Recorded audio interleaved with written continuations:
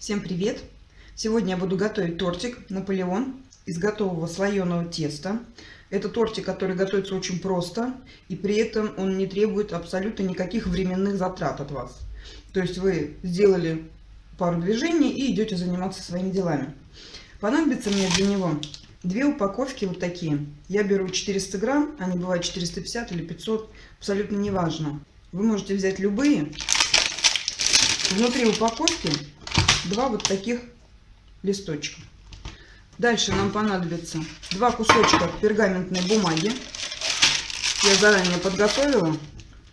Первую партию можно сразу выложить на противень. Вот в таком виде мы раскладываем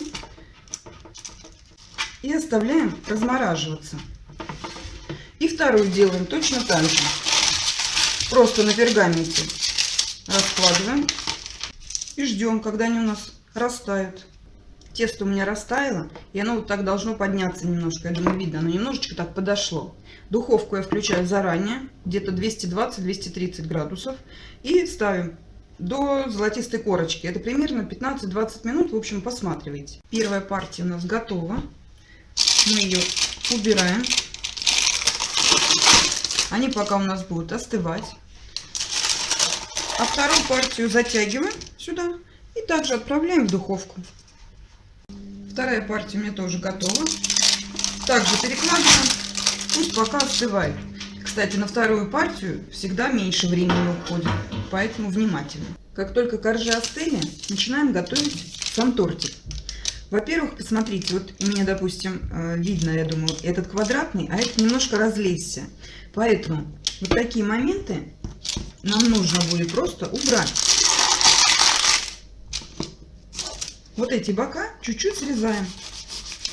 Просто, чтобы весь тортик у вас получился ровненький. Вот эти бока у нас пойдут на крошку. Нам нужна крошка для посыпки. И вот так верхнюю корочку мы тоже немножко сдираем, как бы. Даже не срезаем, а больше вот сдираем. Так, потихонечку. Просто добываем себе крошку.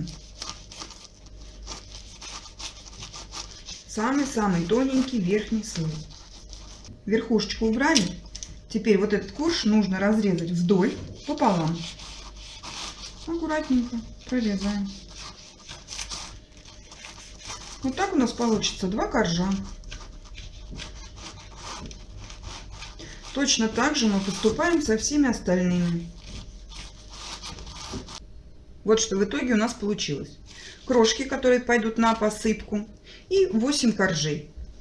Вот эти крошечки, они немножко еще мягкие, поэтому мы их просто разложим вот так на противень, чтобы они у нас подсыхали. Можно немножко так подсушить в духовке, как хотите, если побыстрее нужно. Я так оставлю. Вот эти коржи мы будем перемазывать кремом. Теперь хочу сказать по крему. Если вы очень торопитесь, вы можете взять самый элементарный крем, который я знаю, масло со сгущенкой. Я оставлю ссылочку, пожалуйста, можете им воспользоваться. Я, например, специально приготовила заварной крем, который для Наполеона он идеально подходит. Если понравится, могу тоже оставить ссылочку, можете воспользоваться именно этим кремом. Смазываем каждый коржик. Рассчитывайте так, чтобы у вас хватило на все слои.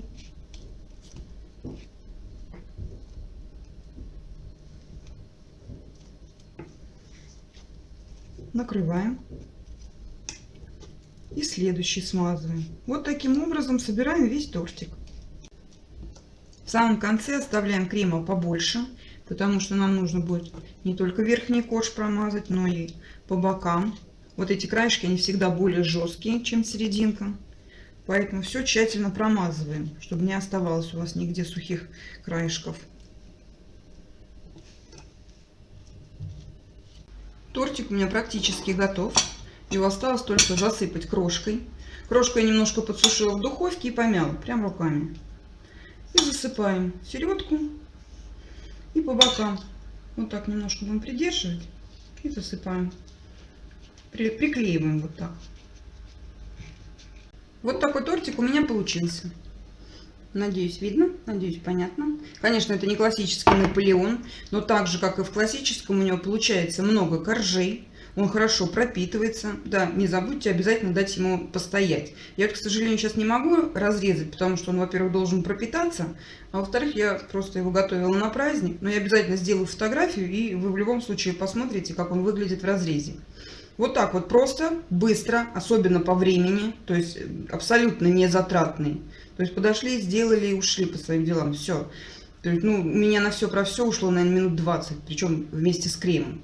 Думаю, это очень хороший вариант, когда нужно быстро что-то приготовить и нет времени.